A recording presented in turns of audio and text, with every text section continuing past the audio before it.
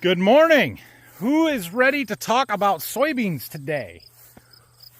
Here is my Golden Harvest soybean plot. We're going to go through them one at a time. I hope you watched my corn video that I put out most likely yesterday. I filmed it 10 minutes ago, but most likely it posted yesterday. Now, I don't know as much about the beans as I do on the corn, so we're going to be a little bit more, these all sound the same because, well, they are the same. And I just don't have the differences and know them as well, partly because, one, I spend a lot more time in corn than I do in beans, but more so because our bean lineup changes fast, rapidly. Everybody's does. Changes with trait platforms. It changes with new genetics and stuff. So a lot of these are new for next year that I haven't really ever seen before other than in my plot. A lot of them, I'm getting my first really good look at them this year out in our fields. And so we're kind of learning as we go, but here we go.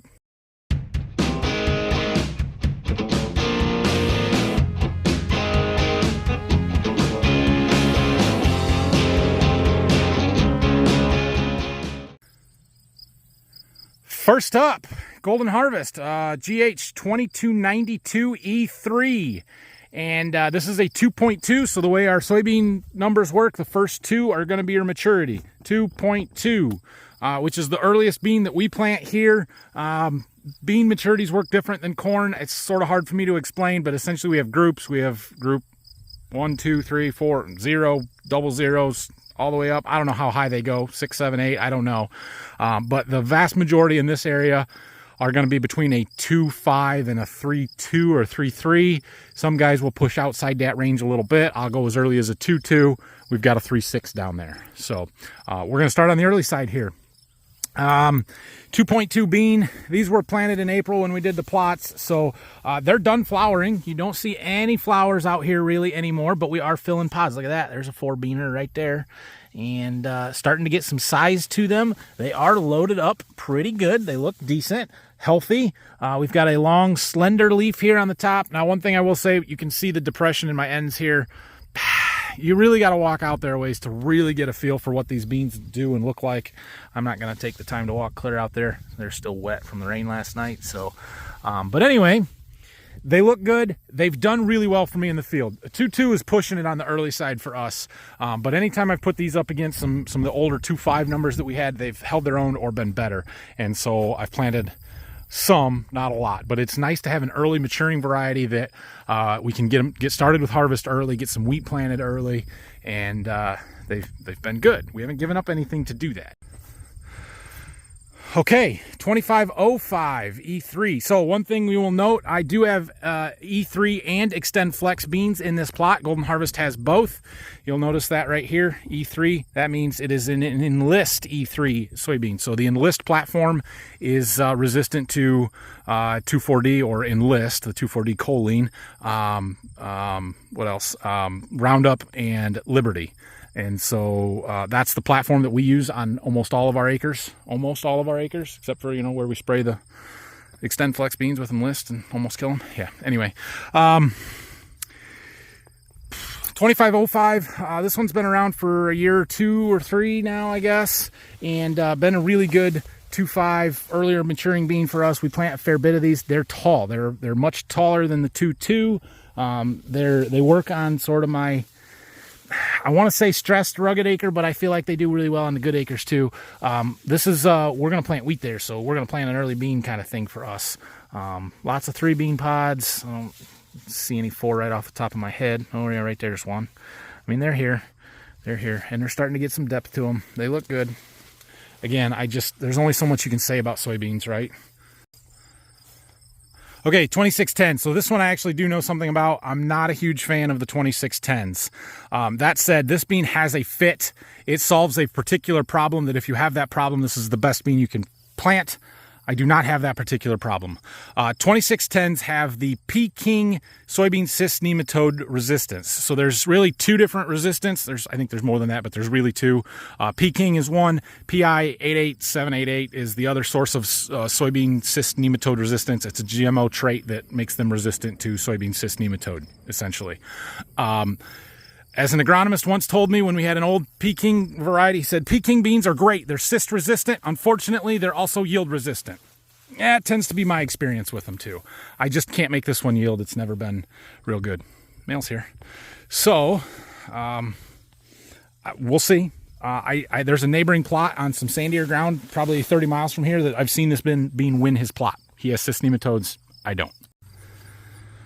All right, 2653 XF. So you'll notice this is our first Extend Flex bean. So not resistant to the 2,4-D or the Enlist, but it is resistant to dicamba or XtendiMax, Ingenia, that stuff. Also resistant to Liberty and Roundup. I don't recommend spraying dicamba in season around here. I don't recommend it. There's a lot of Enlist beans, but it is technically resistant and you could do it. One other thing to note, this number at the end here, if you see a 2 or a 3, that is the year that it was first commercially released, okay? So, like the 2292s down there ended in a 2, they were first released in 2022. This one here ends in a 3, it'll be first commercially launched in 23 next year. So this is the only time I've seen them. We don't have any of them out in the field growing this year. That said, I know next to nothing about them, so I really can't talk about them too much because I just don't have that background information. We can go out and look at them here. There's pods hanging off the top, more so than we've seen in some of the other ones. You can see them there a little bit better. Still no flowers. They're done flowering. We're in that fill out the pod. Probably it's that R5 growth stage, I would say. So they don't look bad. They look pretty good. But as an Extend Flex, I'm probably not going to plant these. Now, 2722, so this was new a year ago, 22 launch, right? We could have planted some this year. It is also an Extend Flex. This one looked super awesome last year in my plots. I don't remember where it placed. Maybe we get a stink bug. But just potted up, looked really, really good. Another tall bean. If you're an Extend Flex platform, this is one you have to plant. It just is. Yeah, we're definitely moving through these a lot faster. I just don't have that much to talk about with them. If you have specific questions, feel free to ask them below. All right, so 2818, this is an older bean. This one I do know pretty well. It is an E3. I have planted a lot of these. This one's been super productive for us. It's been a very, very good bean. Has high yield potential. The biggest issue that I have with this is the beans just look like crap. They don't have... It doesn't have good grain quality, but it doesn't really cost you anything. They don't dock you. It's not an issue. It's never been a problem. They're just not a real pretty bean. And I've shown that if you go back in some of my seed treating videos when I was treating the seed of these, they just got black and brown and they're splotchy and they're not real pretty, but they grow. They look just fine. They grow just fine. They yield just fine. They're a good bean. So yeah, good option in that 2.8 range. 2872 XF was new last year. Again, kind of like that 2722 XF. I just don't know a lot about them because I don't plant Extend Flex beans. Potted up nice. You see the yellow leaves on the bottom, but that's just a lack of sunlight more so than anything else. There's our 4-beaner right there. If I really wanted to, we could pull plants, count pods, try and count the number of beans, but that's such an unreliable way to try and take a yield estimate. It doesn't give us great information. You will see these Gold Series signs on here. I put Gold Series signs on the ones that I assumed were Gold Series based on what was Gold Series last year. Apparently some of those have changed, so I can't guarantee that every sign that says Gold Series is Gold Series, but yeah. Anyway, it is what it is. The Gold Series is Syngenta's, well, it's marketing stuff to just kind of designate our outstanding performing beans, the top of the top of our lineup. So 2922 E3, I planted a lot of these this year. Now that said, they didn't show super well in the plot, but this bean has got that go anywhere ruggedness to it. Compaction, water compaction. You walk out here, they look just fine. It's something that I can have guys plant anywhere and not worry about them too much. They're not as tall, but look how close those nodes are. Those beans are just overlapping all over up and down the stems, and there's a lot of them out here. So I like this one. I think it is a really good fit and part of the package for soybean growers in my immediate area. Really, the heart of our lineup is going to be 2.8 to 3.0. That's what most guys are going to plant a lot of their beans as, because it's just the right maturity for where we're located. Moving on to the 3043 E3 3.0. Again, this is a new one for 23 crop year. I don't know a ton about it. and we're just kind of waiting on yield results is what a lot of this stuff is based on. But you can see we're going up to a 3.0 maturity. Our pods are all still there. We still don't have any flowers, but they're much thinner. We don't have the thick beans inside those pods that we did on the 2.2s down there on the other end. So they've got a little bit longer to go. In another 2 to 3 weeks, the early beans will really be turning yellow. The later season ones will still be really green, and you'll really be able to see that maturity difference. So here is another new 3.0 bean, 3023 XF. So this is an Extend Flex. Really tall. Is this the one? No, there's another one coming up. But this one's much taller than what we were in, and a little bit bushier, filled the rows in a little bit. It could be just, it's wetter over there. So you really have to go out into the field farther. But can you guys see the boundary in this one? It stands out. It's just a little bit different shade of green right there. And really uniquer looking, I guess. So they're all potted up good. It's just so hard to tell on beans. It's not like corn where you can pull an ear back and say, oh, well, this ear looks better than that ear. You have a hard time judging, and the population on the beans, they can compensate so much. It's really hard to tell one way or the other. All right, 3132 E3, new one last year. I planted a lot of this 3.1 bean. This one here is a really good complement to the 2922. Probably has just a little bit more top end potential. I would keep this one on my better ground, the 2.9 on my stressier type ground, because I just think that's the fit a little bit more. But really pretty complementary, where they're going to work together really well in a package. Diversify your risk. You got a little bit spread maturity, so you can have a little wider harvest window. You don't have to get them all done right at the same time. And it just, you know, if for some reason the weather conditions were no good for a 2.9, but they were better for a 3.1, you caught a late rain or something, that one's going to shine. All right, now we're going to talk about the one that stands out in this plot more than anything else has all year. I mean, a lot of beans, they all look kind of the same. There's very little difference in it, maybe some shading and stuff, but look at this next one. Can you tell where the split row is? Right there. There's a foot of height difference. I mean, this bean is massive. 3192s, Extend Flex. I wish they were an enlist bean because I would plant them if they were. If you've got stress ground, sand, or something where beans typically stay short, plant this one. They're so tall, they're not going to stay super short. You're going to be able to harvest them really well. There is no need for an air bar on your bean head with this one, because they won't be short.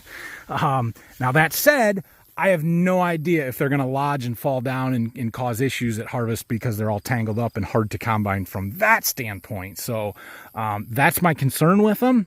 You can see we're getting into that full maturity here, where they're not active blossoms, but we still got flowers that are just forming pods way up here on the top of the plant. I love seeing beans hanging off the top of the plant, especially after we lose the leaves and you got these pods that are just hanging up there on a little branch. They're way up away from the rest of the stuff. I feel like that's where the bonus yield comes from. So I like this one. It has a fit in a certain area. I would be cautious of putting it in your super good, highly productive ground, because they may get too tall and fall over on us.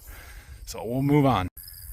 3373 E3S. We have gone through 3.3 enlist beans faster than I can count. This is the third one I've had in 2 years. So this past year, the new one was 3312 E3. I planted some of those. I think they're still in our lineup. We also had a 3380 that was new 2 years ago. That one's gone now. So there's good and bad to that, right? You don't get to learn the variety and know where it works and what it's going to do real well. But we don't get rid of beans for no reason.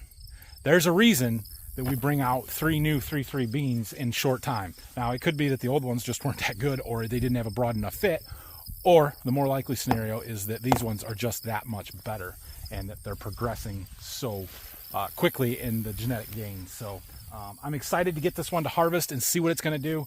3.3's pushing the top of the maturity zone for me, but we do plant some of them where we're not going to plant wheat, and we just are trying to push top end yield. So they look like a good option to me. Now, 3442 XF, Extend Flex, but this bean won my plot last year. And keep in mind, all of my beans in my plot last year, back over here where the corn is, they were in the 80s, all of them, except for maybe one was at 79 or something. But we had outstanding beans in the plot. This one won it in the high 80s.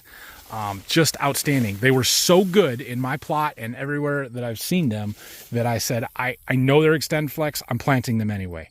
I'm taking that chance and planting them because they yielded so good. So I have a 160 acre field or 140 acre field. I planted 160 units of them. That they look phenomenal. I'm pushing the crap out of them. Maybe we can grow 100 bushel beans there. In fact, we've got to get a third shot of fungicide on them here real fast because it's that time. And we're gonna see what we can do with this bean. But I'm pushing them for top end yield. This is the fullest season one that I planted out in our fields. And we did have a little issue where some of the seed that didn't get planted in that field got planted in a different field, and it got a real light dose of enlist on it, and it stunted them. It didn't kill them, but it stunted them. They're not gonna be very good over there. Was it worth the risk? I don't know. If they're close to 100 bushel beans, it was probably worth the risk. If they're 70, well, that's dang good beans, but I don't know if I can do it again because a lot of these other beans will go 70 too. So I really like it. If you plant Extend Flex in that mid group 3, plant 3442s. It's one of the top selling beans in Golden Harvest's lineup, I'm pretty sure. So we've got 2 more here that are full season for me. This 3582, I did plant some of these last year. They got white mold in them really bad. And so I shied away from them this year in favor of that 3-4.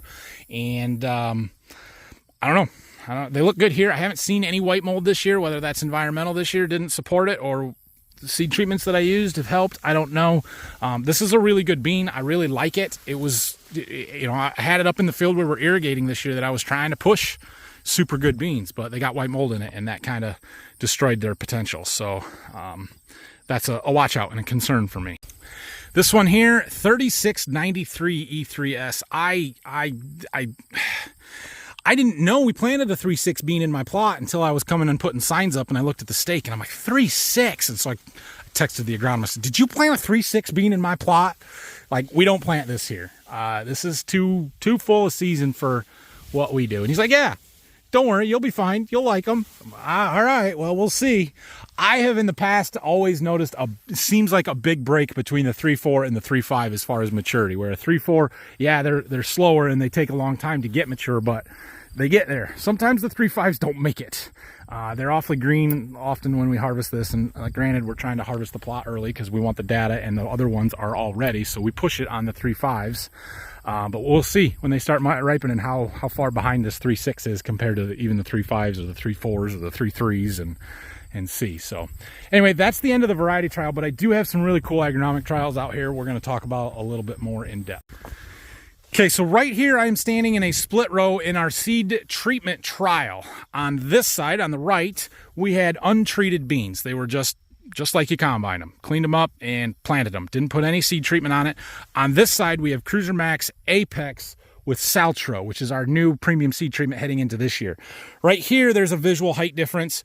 Honestly, you're not going to see much in seed treatment differences this late in the season unless we had some sudden death syndrome or SDS come in, which the Saltro is supposed to protect against. We don't have SDS this year. We rarely do. That said, if we actually got down in here and started counting stand establishment and looked at the roots and stuff, I am sure that we would see a difference. And I am fairly confident that we will see a pretty significant yield difference when we go to harvest these. Early season is the time to evaluate seed treatment differences. Obviously, we're a little bit too late for that, but I do have a picture, not from this year, but from a couple years ago when I had a Saltro versus untreated versus Cruiser Max Vibrance plot. So I'm going to throw that up here. You guys can see how much better the Saltro treated beans look than even the Cruiser Max, and especially the untreated ones. Oh, hold up. Okay, so that picture that I'm showing you right now, I was wrong. It's not Cruiser Max Vibrance next to them. It was Saltro versus Elevo, and that's what we have here. So 1, 2, 3, 4. So right here is the split row between Saltro treated, untreated on that side, Cruiser Max Vibrance plus Elevo, or Cruiser Max Apex plus Elevo, whatever. The base treatment was the same. The difference was Saltro and Elevo on this one, and that's what you can see the difference in. Notice the halo effect on the cotyledons on the small beans. We saw that exact same thing out here this year. I just didn't get real good pictures of it, I don't think. So we'll see. Saltro is an excellent product. Elevo works. It does what they say that it's going to do. But I feel like it's damaging your beans too much early season. It just sets you up for failure from the very beginning. So Can you tell we've got a variety split here again? I'm pretty sure these are 2818s. They're not as tall. They're a short bean. And I don't remember. These are 3132s maybe? 3442s maybe? I don't know. I'd have to go back and look at see what variety we had the seed treatment trial on. But they are all the same variety on the seed treatments. So here I believe we've run into population. That is exactly what we've got for the next little ways here is a population trial. So to my left, and we're standing in the split row again, these are planted at 60,000 planting population. That's extremely low, extremely low. I should pull some plants here because this will be a good demo, but you can kind of see the thickness of the stalks and just massive. On this side, they're planted at 100,000. Still extremely low, 100,000 planting population. Now we are 30-inch rows with a planter, so that helps. And then the next one down there is at 140,000 planting population. So last year we did this, and the 60,000 was off by like a half a bushel in yield. I mean, so typically, for those of you that don't know, typically we plant 160,000 seeds per acre in our soybeans. I actually do some variable rate, have been doing more of that, especially this year, where in the really good productive ground, we'll drop it down to 140,000 or maybe even 130.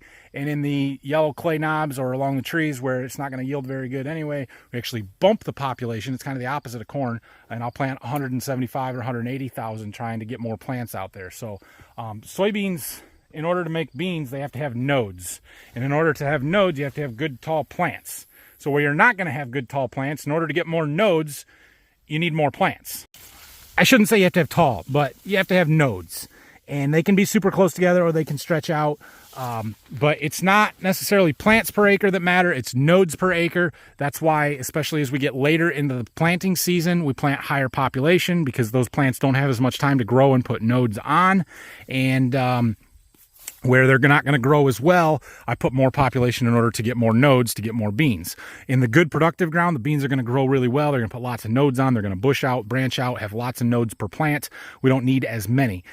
Beans will heavily compensate for reduced planting population, for gaps in the row, for any kind of issues, especially early season issues in the beans. Now, if plants start dying out now, the neighbors aren't going to compensate because it's just too late to do anything. But yeah, so we got a really cool population study there. We actually replicated that again on the other end of where the signs are, but it's not right here and I don't have signs down there. So the next thing that we have is a starter trial. Well, kind of a starter trial. I put some ammonium thiosulfate starter in the starter tank on the planter and banded it 2x2 at planting to see what kind of a yield difference that would make. This is a trial that I have done the last few years and seen some really good results with. This first one is 0 gallons, so our standard practice. We don't put any ATS in normally. And then I believe we did a 7.5 and 15 gallon rate or 10 and 20 gallon of ATS rate. And there was a huge visual difference in these beans early season. Not so much now, but they were definitely darker green, taller, looked better early. I remember driving by it with the gator and telling my dad, well, crap, I don't like seeing that. And the reason I don't like seeing it is because, well, I might have to put starter on my beans, and that's going to be a lot of work and a lot of investment to do it. But if the yield is there, it's there, and you do it. So that is the Golden Harvest bean plot, some of my agronomic trials. I really got some cool stuff down there with the population and the seed treatments and the starter and stuff. Hopefully we'll get decent data.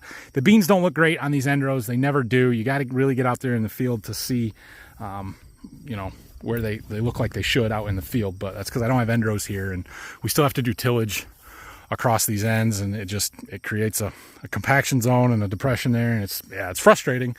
But there's not much that I can do about it. So if you have any questions on any specific bean variety, let me know. I will do my best to answer it. Again, same thing as the corn. If you are in the relatively immediate area, and I cover a long ways, and you would like to talk about buying some Golden Harvest soybeans or corn for 23 crop year, get a hold of me. Shoot me an email. It should be in the description below, or you can look up my seed business online, XL Seeds, and find me that way. I'm in the middle of rebuilding my website right now, so you may or may not be able to find that at any given time, but that's what we're trying to do. and we'll talk. If you're farther away from me and you want to talk to somebody, get a hold of me still, or go to goldenharvestseeds.com and you can find a dealer in your area. And Golden Harvest, I'll expect my check in the mail. No, I'm not sponsored by them. I do sell for them. I'm not sponsored, but I would be sponsored if somebody wanted to give me some money, just like the corn, right? So anyway, that's what I got. Thanks for watching this one. Have a great weekend. I am not making any more videos until Monday, which is awesome. So thanks, everybody. Have a great night. Like, subscribe, questions, comments, leave them down below, and we'll see you later. Go buy yourself some merch at farmfocus.com. Okay, see that plane? My sister's on that plane, Anna, and my brother-in-law Scott. Doing a flyover. He's getting some hours in.